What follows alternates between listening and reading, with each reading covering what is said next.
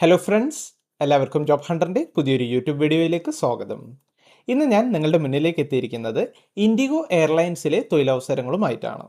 IndiGo airlines കൊച്ചിയിൽ ഇപ്പോൾ 3 ഡിപ്പാർട്ട്മെൻറ്റുകളിലായിട്ട് vacancies announce ചെയ്തിട്ടുണ്ട്.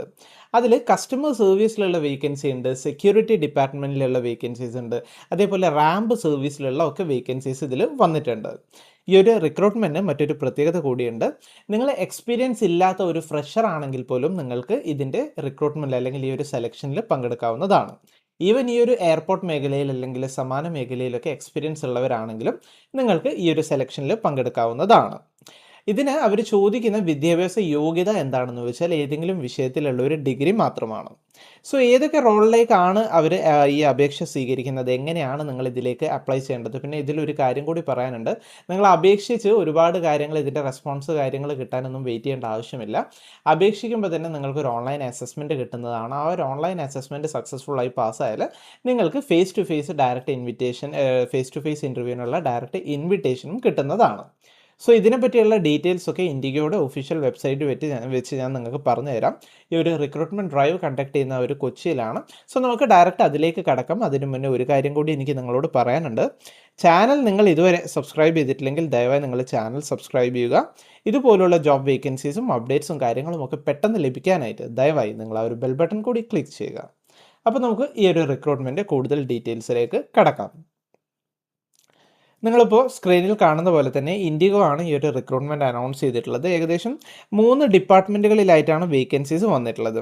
ടെർമിനൽ സർവീസ്, അതേപോലെ സെക്യൂരിറ്റി, അതേപോലെ റാമ്പ്, ഈ 3 പൊസിഷനുകളിലേക്കാണ് അവർ അത്യാവശ്യം നല്ലൊരു വേക്കൻസീസിലേക്ക് റിക്രൂട്ട്മെൻറ്റ് അനൗൺസ് ചെയ്തിട്ടുള്ളത്. ആദ്യം ഈ ഒരു പൊസിഷൻസിനെ പറ്റി ഞാൻ നിങ്ങൾക്ക് പറഞ്ഞുതരാം. ടെർമിനൽ സർവീസ് അത് മെയിൻലി എന്താണെന്ന് വെച്ചാൽ ഈ ഒരു കസ്റ്റമർ ഇൻട്രാക്ഷൻ വരുന്ന ഒരു ഏരിയ ആണ്. അതായത് പാസഞ്ചേഴ്സിൻ്റെ check in, boarding, baggage services, അവരുടെ അഡ്രസ് ഇൻക്വയറീസ്, അവർ കസ്റ്റമേഴ്സിന് എന്തെങ്കിലും സ്പെഷ്യൽ റിക്വസ്റ്റ് ഉണ്ടെങ്കിൽ അത് സോൾവ് ചെയ്ത് കൊടുക്കുക, എന്തെങ്കിലും കോൺഫ്ലിക്ട്സ് കാര്യങ്ങളൊക്കെ ടെർമിനൽസിൽ നടക്കുകയാണെങ്കിൽ അത് സോൾവ് ചെയ്ത് കൊടുക്കുക, അതേപോലെ കസ്റ്റമറിന് മികച്ച സർവീസ് കൊടുക്കുക, ആ പാസഞ്ചേഴ്സിന് നല്ല രീതിയിലുള്ള ഒരു സർവീസ് പ്രൊവൈഡ് ചെയ്യുക എന്നുള്ളതാണ്, അല്ലെങ്കിൽ അവരുടെ ഒരു കസ്റ്റമർ സാറ്റിസ്ഫാക്ഷൻ മെയിൻറ്റെയിൻ ചെയ്യുക എന്നുള്ളതാണ് ഈ ഒരു മെയിൻലി ടെർമിനൽ സർവീസിൻ്റെ ജോബ് ഡ്യൂട്ടി വരുന്നത്, അല്ലെങ്കിൽ ഒരു ജോബ് റോള് വരുന്നത്. അതേപോലെ തന്നെ അടുത്തൊരു റോളാണ് സെക്യൂരിറ്റി എന്നുള്ളത്. സെക്യൂരിറ്റിയിൽ മെയിൻലി നമുക്കറിയാം എയർപോർട്ട് മേഖലയിൽ ഒരുപാട് സെക്യൂരിറ്റീസിന് അല്ലെങ്കിൽ ആ ഒരു കസ്റ്റമേഴ്സിൻ്റെ പാസഞ്ചേഴ്സിൻ്റെ സെക്യൂരിറ്റിക്ക് ഒരുപാട് പ്രയോറിറ്റി കൊടുക്കുന്ന ഒരു ഏരിയ ആണ്. സോ ആയതുകൊണ്ട് തന്നെ സെക്യൂരിറ്റിയിൽ ഈ പാസഞ്ചേഴ്സിനെ സ്ക്രീൻ ചെയ്യുക, അവരുടെ ലഗേജസ് സ്ക്രീൻ ചെയ്യുക, കാർഗോസ് ഒക്കെ സ്ക്രീൻ ചെയ്യുക. അതായത് നമുക്കറിയാം എയർപോർട്ടിൽ പല അഡ്വാൻസ്ഡ് ടെക്നിക്സും അല്ലെങ്കിൽ മെഷീൻസും എക്യുപ്മെൻറ്റ്സും ഒക്കെ ഉണ്ടാവും. അത് വെച്ച് ബാഗേജസ്, കാർഗോ കാര്യങ്ങളൊക്കെ സ്കാൻ ചെയ്യുക, സ്ക്രീനിങ് ചെയ്യുക. അതേപോലെ റെസ്ട്രിക്റ്റഡ് ഏരിയസിലേക്ക് ആരെങ്കിലും പോകുന്നുണ്ടോ മുതലായ കാര്യങ്ങൾ, എന്തെങ്കിലും ത്രെഡ്സ് കാര്യങ്ങളൊക്കെ ഉണ്ടോ, എയർപോർട്ട് ആ ഒരു കംപ്ലയൻസ് അവർ പാലിക്കുന്നുണ്ടോ, സേഫ്റ്റി മെയിൻറ്റെയിൻ ചെയ്യുന്നുണ്ടോ, കസ്റ്റമേഴ്സിൻ്റെ പാസഞ്ചേഴ്സിൻ്റെ സേഫ്റ്റി എൻഷുർ ചെയ്യുക മുതലായതൊക്കെയാണ് ഈ ഒരു സെക്യൂരിറ്റിൻ്റെ ജോബ് റോള് വരുന്നത്.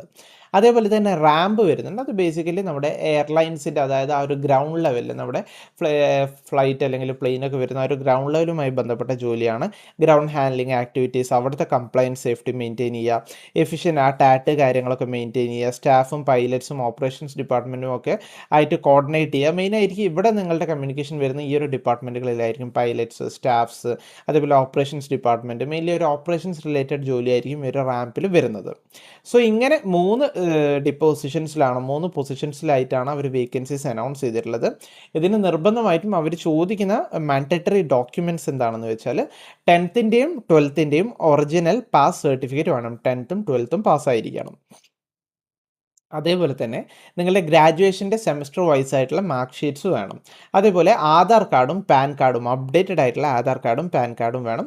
അതേപോലെ തന്നെ 2021 ശേഷം ഇഷ്യൂ ചെയ്ത പാസ്പോർട്ട് ഇല്ലെങ്കിൽ, അല്ലെങ്കിൽ പാസ്പോർട്ടിന് അപ്ലൈ ചെയ്ത കാൻഡിഡേറ്റ്സ് ഒക്കെ ആണെങ്കിൽ നിങ്ങളുടെ PCC പോലീസ് അല്ലെങ്കിൽ PVC പോലീസ് വെരിഫിക്കേഷൻ സർട്ടിഫിക്കറ്റ് നിങ്ങളവിടെ സബ്മിറ്റ് ചെയ്യേണ്ടതാണ്. പിന്നെ എക്സ്പീരിയൻസ്ഡ് കാൻഡിഡേറ്റ്സ് ഒക്കെ ആണെങ്കിൽ നിങ്ങളുടെ മുന്നേയുള്ള എംപ്ലോയ്മെൻറ്റ് ചെയ്ത കമ്പനി ആയിട്ടാണ് അതിൻ്റെ ഓഫർ ലെറ്റേഴ്സ്, അതിൻ്റെ റിലീവിംഗ് ലെറ്റേഴ്സ്, പേ സ്ലിപ്സ് സ്ലിപ്സ് കാര്യങ്ങളൊക്കെ നിങ്ങൾ കയ്യിൽ വെക്കുക. അതൊക്കെ നിങ്ങൾ ഒരുപക്ഷെ സറണ്ടർ ചെയ്യേണ്ടി വരും. സോ ഇത്രയുമാണ് മാൻഡറ്ററി ഡോക്യുമെൻറ്റ്സ് അവർ ചോദിക്കുന്നത്. ഇനി ഇതിൻ്റെ എലിജിബിലിറ്റി നോക്കുകയാണെങ്കിൽ ഏതെങ്കിലും വിഷയത്തിലുള്ള, അതായത് അപ്രൂവ്ഡ് യൂണിവേഴ്സിറ്റിയിൽ നിന്ന് ഏതെങ്കിലും വിഷയത്തിലുള്ള ഒരു ഡിഗ്രിയാണ് ഇതിനൊരു ക്വാളിഫിക്കേഷൻ ചോദിക്കുന്നത്. അതല്ലാതെ ഏതെങ്കിലും ഒരു സ്പെസിഫിക് ഡിഗ്രി അവർ ചോദിക്കുന്നില്ല. ഇനി യൂണിവേഴ്സിറ്റി അപ്രൂവ്ഡ് ഡിഗ്രി ഉണ്ടെങ്കിൽ നിങ്ങൾക്ക് ഇതിൽ പങ്കെടുക്കാവുന്നതാണ്. അതേപോലെ ഗ്രൂമിംഗ് സ്റ്റാൻഡേർഡ്സ്, എയർലൈൻ മേഖലയിലുള്ള അല്ലെങ്കിൽ കസ്റ്റമർ ഇൻട്രാക്ഷൻ വരുന്ന ഒരു ജോലി ആയതുകൊണ്ട് ഗ്രൂമിംഗ് സ്റ്റാൻഡേർഡ്സും നിർബന്ധമാണ്. അതേപോലെ തന്നെ കാൻഡിഡേറ്റ്സിൻ്റെ വിസിബിൾ ഭാഗത്ത്, അതായത് കയ്യിൽ, ഫേസിൽ, കാലിൽ, അങ്ങനെ കസ്റ്റമേഴ്സിന് മറ്റുള്ളവർക്ക് വിസിബിൾ ആയിട്ടുള്ള ഏരിയാസിൽ ടാറ്റൂസ് പാടില്ല. അതേപോലെ തന്നെ റൊട്ടേഷണൽ ഷിഫ്റ്റ്, എയർലൈൻ മേഖലയിലുള്ള ഒരു ജോലി ആയതുകൊണ്ട് തന്നെ ഒരുപക്ഷെ നൈറ്റ് ഷിഫ്റ്റ് ആവും, അല്ലെങ്കിൽ മോർണിംഗ് ഷിഫ്റ്റ് ആവും, അല്ലെങ്കിൽ ഇൻ ബിറ്റ്വീൻ ഷിഫ്റ്റ് ആവും. സോ ഇതിനൊക്കെ വർക്ക് ചെയ്യാൻ നിങ്ങൾ ഓക്കെ ആയിരിക്കണം എന്നൊരു കാര്യം കൂടി നിങ്ങളിവിടെ മനസ്സിലാക്കേണ്ടതാണ്. സോ ഇത്രയുമാണ് ഇതിൻ്റെ എലിജിബിലിറ്റി, അതേപോലെ നിങ്ങളുടെ കയ്യിൽ ഉണ്ടാവേണ്ട ഡോക്യുമെൻറ്റ്സ്, പിന്നെ ആ ഒരു പൊസിഷൻസിനെ പറ്റി ഞാൻ നിങ്ങൾക്ക് പറഞ്ഞു തന്നത്. ഇനി ഇതിൻ്റെ സെലക്ഷൻ സ്റ്റേജസ് നോക്കുകയാണെങ്കിൽ ഞാൻ പറഞ്ഞു കൊച്ചിയിലാണ് ഇതിൻ്റെ വർക്ക് ലൊക്കേഷൻ വരുന്നത്. സെലക്ഷൻ്റെ പ്രൊസീജിയേഴ്സ് നോക്കുകയാണെങ്കിൽ ഏറ്റവും ആദ്യം നിങ്ങൾ ചെയ്യേണ്ടത് ഇതിൻ്റെ രജിസ്ട്രേഷനും സ്ക്രീനിങ്ങുമാണ്. ഞാൻ പറഞ്ഞു ആദ്യം തന്നെ നിങ്ങൾക്കൊരു ഓൺലൈൻ അസസ്മെൻറ്റ് ഉണ്ടാവുമെന്ന് പറഞ്ഞു. അതിന് നിങ്ങൾ ആദ്യമായിട്ട് ചെയ്യേണ്ടത് രജിസ്റ്റർ ചെയ്യുക.